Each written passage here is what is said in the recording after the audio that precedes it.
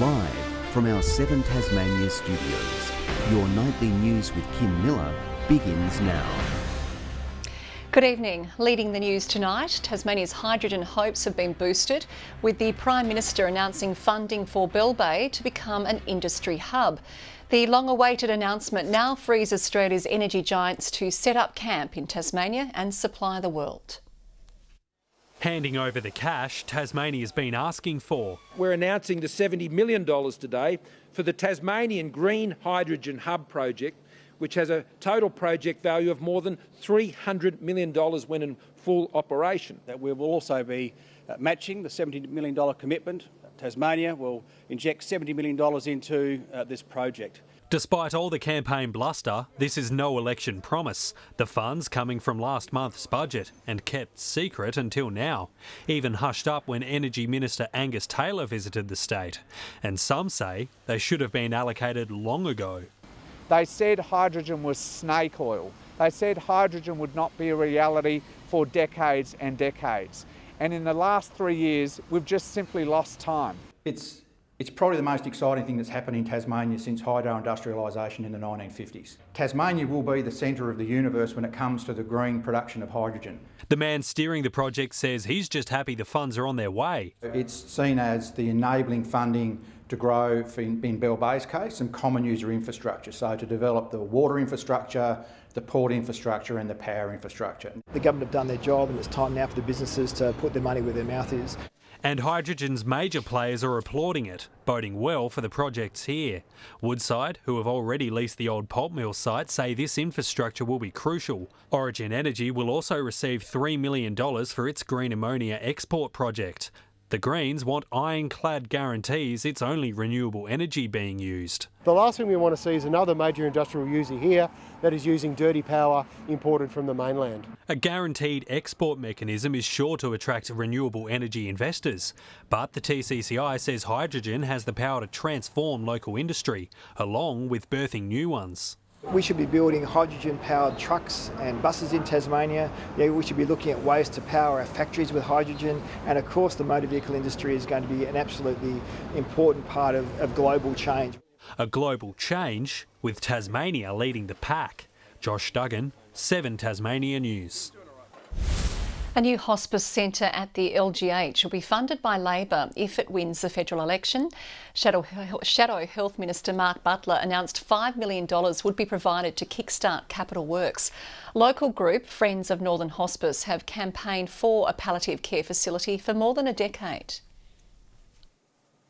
I know how good it can be, and I know how it's not being done well at the moment. So that's exactly why we've kept going with this. A hospice is not just another hospital ward. It is a place of spiritual and emotional safety that surrounds the whole family, not just the patient. The state government says it's considering a similar facility as part of its 10-year plan, though it would cost far more than $5 million offered today. Well, 3 patients have tested positive for COVID-19 in 2 Tasmanian hospitals. Public Health says 2 cases were detected in Hobart's Repatriation Hospital and another at the Royal Hobart. All 3 patients have been transferred to COVID wards at the Royal as contact tracing gets underway. Tasmania recorded 1,090 cases overnight. Sadly, a man in his 70s has died with the virus in a northern aged care facility. That brings the total number of deaths in Tasmania to 50 since the pandemic began. A spike in reports of sexual assault and violence in Tasmania has prompted the need for $15 million in trauma-informed support. New specialised centres will open in the north and south of the state to provide a safe space for survivors and hopefully reduce rates of harm. Working together to help victims of violence, the state government is teaming up with police and support services to help survivors tell their stories. This kind of multidisciplinary centre will allow a one-stop shop kind of experience where victim survivors can speak to all of the relevant people when they're ready and in a way that is trauma-informed. One organisation has seen a 162% increase in referrals since 2016. Our resources have been stretched, so working more collaboratively for a faster and more effective response for victim survivors will really help the process for us. The $15 million program is modelled off success stories in other states, including Victoria, and there are plans to open a third site in Tasmania once the 2-year pilot is complete. Because our statistics are double in the south, that's why the south was very important, but then the next highest stats were in the north, and then eventually we'll go to the northwest. Since 2019, Tasmania Police has seen a 100% increase in reporting of sexual violence, showing more survivors are willing to bravely share their stories. We need to continue with the community conversation that this is just not acceptable, and we want victims to feel that they can come forward and that they will be believed and we will take action. It's hoped the 2 centres will be operational by early next year. Ainsley Kosh, 7 Tasmania News. And if this story has caused you any concern, you can contact the Sexual Assault Support Service on 1800 697 877. Portable toilets, showers and rubbish bins for the homeless we rolled out around Launceston. The move follows a council meeting last week which saw those living on the street share moving stories. As part of the short-term assistance measures, council will also transition its homelessness response group to a formal committee and will work to identify potential spaces for service providers to utilise as we head into winter. Meanwhile, Launceston Council has revealed it's advocating for amalgamation or moving its boundaries. A draft submission to the Future of Local Government review will be considered by Council at its meeting next week. Mayor Albert Van Zetten says the option of a metropolitan-based council should be explored to better distribute costs of regional assets. It follows Devonport Council proposing a Mersey mega council at its meeting on Monday. That idea has been criticised by Kentish, Latrobe and Central Coast councils, but Devonport says it wants to work with the neighbouring areas. More than 100,000 people have taken advantage of the state government's free bus travel period, which comes to an end tomorrow. That's a 15% surge in the number of passengers catching urban routes. The North West Express saw demand jump by 60% for those travelling between Devonport and Burnie. The 5-week scheme was brought in to ease household budgets amid soaring fuel costs. But it was a bit of a bumpy ride. The state's largest bus operator, Metro, was forced to cancel hundreds of services during the free fare period due to COVID staffing issues. A national drive targeting illegal and unregistered firearms in communities has wrapped up. In Tasmania, Crime Stoppers received triple the amount of calls during the 3-month crime crushing operation. A federally funded Crime Stoppers campaign targeting guns has seen 300 removed from our streets this year. Since the start of the year, there's been a total of 9 charges with 5 arrests relating to firearm offences. The national push for Australians to surrender unregistered firearms or dob in those with illegal weapons has paid off. Crime Stoppers has been swarmed with calls. To triple our calls in one campaign period, it really shows us that the community are taking this matter very seriously. In the latest reporting period to January, gun-related incidents have increased slightly to 123. While there have been 20 reckless discharges of firearms so far this financial year, 4 times more than the previous year, thefts have also risen. This time last year, Launceston was in the grips of a gun crime wave, with the city experiencing a spate of shootings. In response, police set up a dedicated task force which wrapped up in August. Since then, an additional 100 firearms have been taken off the streets. A permanent firearms amnesty is also in place. In our amnesty period for the last financial year, we've had 531 firearms handed in statewide. Handing in firearms or getting our illegal firearms off the streets can save lives, so it's very important. Letitia Wallace, 7 Tasmania News. Bitter bargaining negotiations between the state's largest aged care provider and the union are reportedly reaching a resolution. HACSU says Southern Cross Care has revised its offer of yearly pay rises up from 2.1% to 3% and is no longer attempting to cut paid meal breaks. The long-running dispute had seen workers protest, taking stop work action and even a vote of no confidence in the CEO. We're really impressed that the relationship seems to be back to a place where we can have reasonable discussions and negotiations with Southern Cross Care, and that's what we've always wanted. Employees are also still waiting for the findings of a report commissioned by the company after they discovered historic wage theft. Banjos Bakery is teaming up with Speak Up Stay Chatty for its 8th annual Coffee Month fundraiser. 50 cents from each large coffee purchased will be donated to the organisation's sports program, aiming to promote positive mental health and reduce the stigma around receiving help. We really pride ourselves on every day getting out there and educating people around mental health the best we can, reminding them or teaching them of what services are available. The bakery is hoping to raise more than $40,000. The Royal Hobart Hospital is implementing a different kind of therapy for patients. The Inscape program looks to provide creative avenues for Tasmanians doing it tough. Hobart's healthcare experience is receiving a fresh lick of paint as local artists provide newfound happiness to patients like pneumonia sufferer Mari Smith. It was so powerful just listening to him. I forgot about struggling to breathe.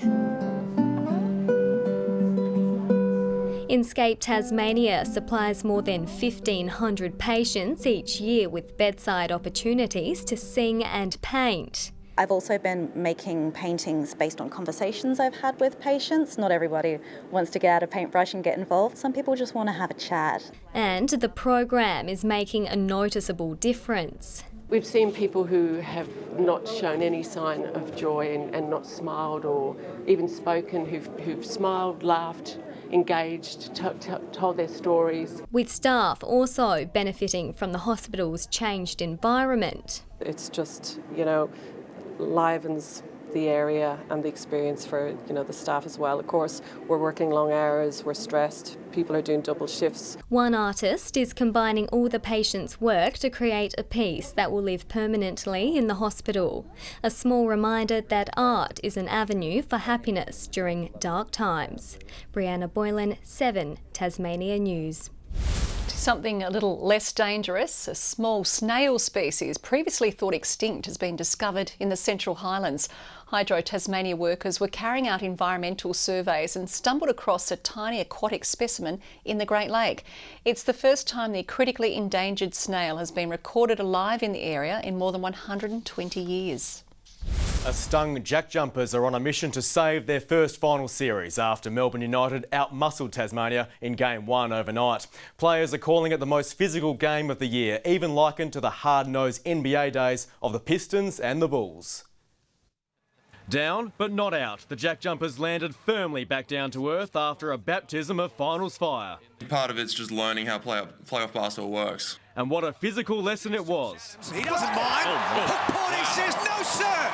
The Jack Jumpers made to feel like ants, dishing up 18 offensive rebounds. Melbourne United had just 6. I'd love a growth spurt the next day or two. They were right in it at half-time, but a disastrous third term saw Tasmania outscored 21-7. The rings seemed so much further out of reach. Daniel blocked. We're not a very big team and we're not overly athletic without Magnay around, so we've survived the last 3 or 4 months of the season by just gang rebounding and being aggressive, and we'll just have to get back to trying to do that on Saturday. Even though the chips were down, a gritty final quarter put a dent in the margin, but by then the damage was done. I just think the effort areas weren't quite there. We rest our hat on being the hardest working team, and I think for a little bit of a stretch there we just weren't. A local vocal crowd now looms. Expect bodies to hit the floor in another physical contest, one Scott Roth compares to the days of the NBA's bad boys. It's the Detroit Pistons versus Chicago Bulls, kind of old school basketball, just smash mouth, bang up kind of game. Let's hope tomorrow night isn't the last dance. TSL now, Launceston says Michael Musica's one-game ban for this late hit in the game against Clarence was borderline but warranted. Ooh, Roos careful, taken down after he disposed of that football heavily. A fraction late, it was line ball in our opinion, but we want to protect the head and make sure we're doing the right thing, so I think a week was probably appropriate, and so did Michael. The Blues play Lauderdale tomorrow. Clarence host Glenorchy at Blunston Arena.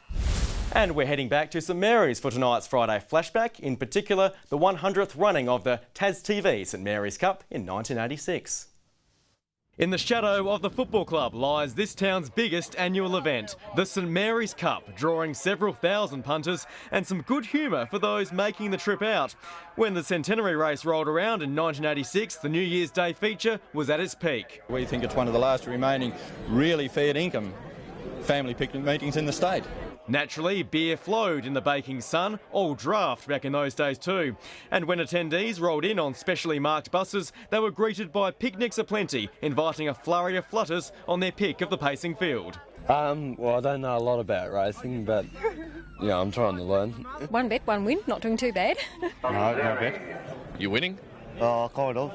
Then it was time for the main event, the Tas TV St Mary's Cup. Benjamin Globe took out the $4,000 prize over the 2,400 metre distance. St Mary's is one of only 2 grass tracks used for harness racing in the state. And the next year, in 1987, the fanfare was just as strong. Even if it wasn't all about the racing. A lot of them don't know a horse from a donkey. But they all knew St Mary's would put on a show. Looks like horse from a donkey. Looks like a ripper day out, Kim. It sure was. Thanks, Tom. Good evening. Groves 24, the high today. Hobart 23, Launceston 21, Burnie and Devonport reached 19. Even with the showers, temperatures sat between 1 and 5 above average. Flinders Island and Friendly Beaches 23, St Helens and Strawn 21, King Island 20 today, Low Head and Ooze 19. Extensive cloud cover over the state, as we saw. Ringarooma had 13 millimetres of rain to 9 a.m, and since then to 3 p.m, Mount Reid with 10 millimetres the highest fall. A northwest cloud band shoots across from the tropics north of WA. A cold front is approaching Tasmania, followed by a cold pool of air. Tomorrow the cold front will pass over, introducing that colder southwesterly. A trough pushes over New South Wales. Winds increasing to 20 to 30 knots and to 35 knots over the south with a 3-metre swell. We have a gale warning that's been posted in the southwest from southeast Cape to Low Rocky Point, a strong wind warning for most other coastal waters. A moderate flood warning for the South Esk River and an initial minor flood warning for the North Esk. Here's how the weekend shapes up. Hobart for Saturday, a shower or 2 and 16, just 12 for Medina, a morning shower for Oatlands, 13 the maximum. Launceston, 17 the high with early showers, a shower or 2 for Devonport, 16, just 8 for Lyowini as things chill there in the mountains, 15 for Burnie and showery, Strawn 15 as well, 16 for Marrawar. St Helens tomorrow, a high of 17 degrees with early showers, Swansea 16, 17 for Orford. On to Sunday, showers again mainly over the west and north, but fine over the east. Similar weather on Monday with fresh northwesterly winds, and on Tuesday showers firstly over the west and north before extending throughout during the day. Sunny and 23 in Perth tomorrow, partly cloudy in Adelaide and Melbourne, rain in Canberra and Sydney, showers for Brisbane, a storm forecast for Darwin. And plenty of wet weather around. Showery in Hobart, it's 19 at the moment, 17 in Launceston, raining in Devonport 2 and 17 degrees. Kim, that's all from me for this week. Thank you very much. We'll see you again next week. And that is all your news for now. We'll be back later with updates. Thanks for your company this evening on behalf of the entire team here at 7 Tasmania. Good night.